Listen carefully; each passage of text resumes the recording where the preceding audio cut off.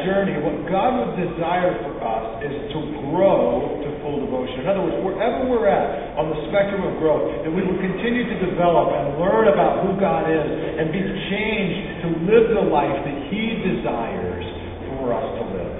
So we're going to be diving into this over the next several weeks, and we're going to be looking at Romans chapter 12 in the Bible. Because Romans chapter 12 is just filled with some great practical insights to experience transformation in life. And what I want to do with you today is I want to look at Romans chapter 12, and I also want to do some compare and some contrast with another book that's really making some waves in our culture. It's a book by Rhonda Byrne called The Secret.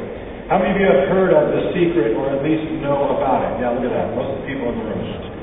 The Secret is a book that also argues that it has the answer to life transformation. It claims to be basically the secret and the ticket to health and wealth and happiness in your individual life and to being changed. Oprah's featured The Secret on 2 different episodes.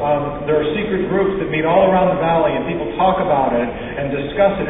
And The Secret, Rhonda Byrne claims, has been used by all of these successful people down throughout history, like Plato and Newton and Einstein and Shakespeare, and all these people knew The Secret. And then she came upon The Secret, and now she's trying to make The Secret available to everyone else. Well, what is The Secret? Yes. Well, The Secret, she says, is the law of attraction. The law of attraction states that what you think and what you feel literally attracts certain things to you.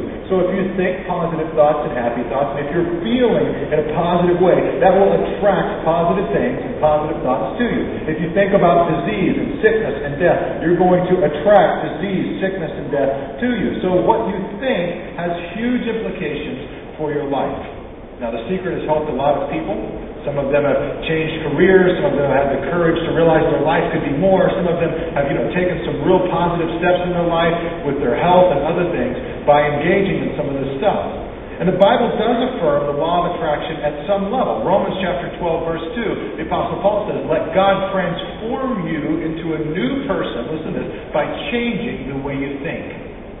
So God wants to transform you. He wants to do a work in your life to become all that He would have you be. And He wants to start by changing the way you think about yourself, about Him, about life. So it does start in the mind. But is The Secret true? I mean, does the book The Secret really offer a biblical position on how you can be changed in life?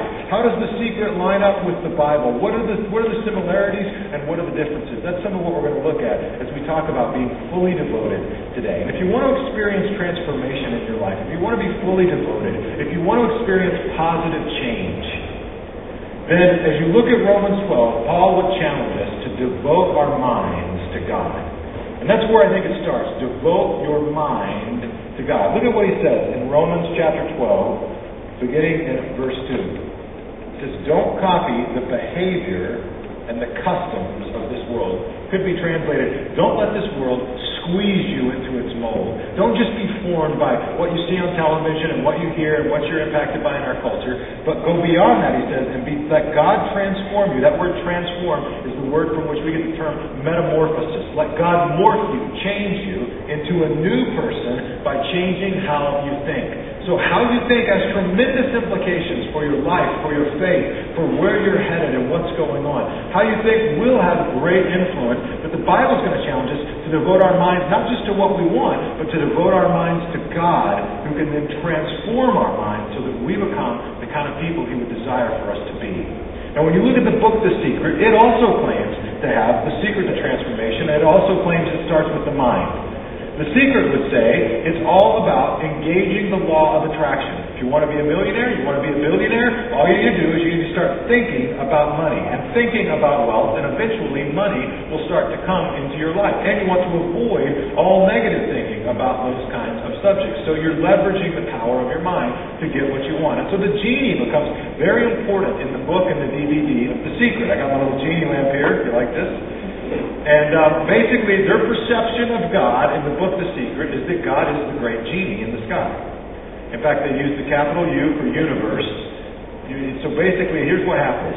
God kind of pops out of the genie lamp, or the universe pops out of the genie lamp, and says to you, "Your wish is my command." So whatever you wish, whatever you think, whatever you imagine, whatever you visualize, ultimately, that will be the command of God. And so if you want to be healthy, wealthy, whatever, you just think it. In fact, you can go to their website, and they have a little check that you can print out from their website. I got it on the screen here just to show you. It's from the Universal Bank Unlimited, and you see it's got a little genie lamp there, and it says, "Your wish is my command." And what you do is you take this check, and you fill it out, and you write in whatever financial amount you want in your life. $1 billion, I mean, why think small? $50 billion, you write it out on the check, then you visualize it, and you think about it, and eventually money will come to you. And all this time you thought you had to go to work.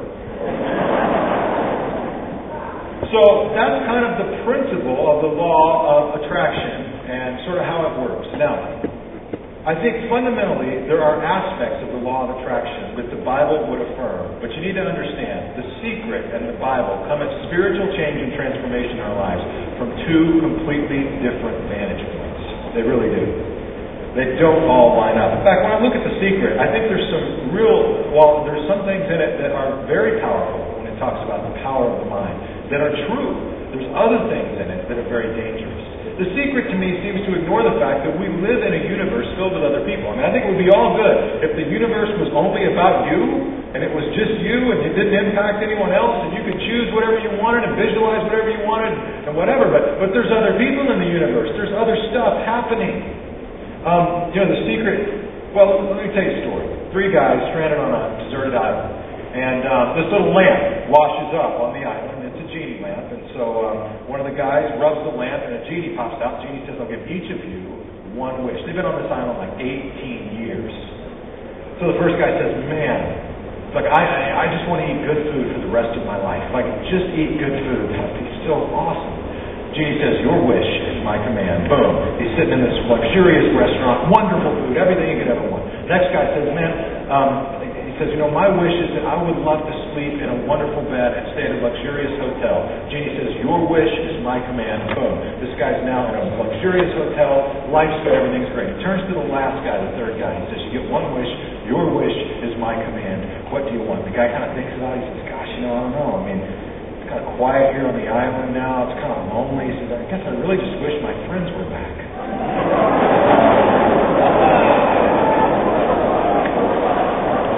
There you have it. That gets to the tension in the secret. Let's say you're sitting there and you're imagining and visualizing sunny days, and you're thinking sunny thoughts, sunny days, sunny days. But your neighbor's thinking rain, rain, rain, rain. Who wins? Who would he get overcast for, a couple decades? I mean, what goes on in the midst of that? Or let's take it even further. Rhonda Byrne basically claims that you not only attract good things to your life, you attract bad things, including accidents. And accidents happen because you have attracted them into your life. But let's think about the Holocaust. Do you really believe that millions of Jewish people attracted their own death by their thoughts? Or was there someone else involved called Hitler, who was evil and dark and had quite a scheme going on? Let's talk about 9/11, the Twin Towers. Do you really believe some of your friends, some of your relatives that were involved and in the Twin Towers, when those planes hit them, attracted those planes to them by what they thought? Here's what Rhonda Byrne says. She says they did not want to be there enough, and therefore they're there. So while there's some aspects of this law of attraction that the Bible might affirm in some ways, certainly as you go down the road it gets more and more dangerous.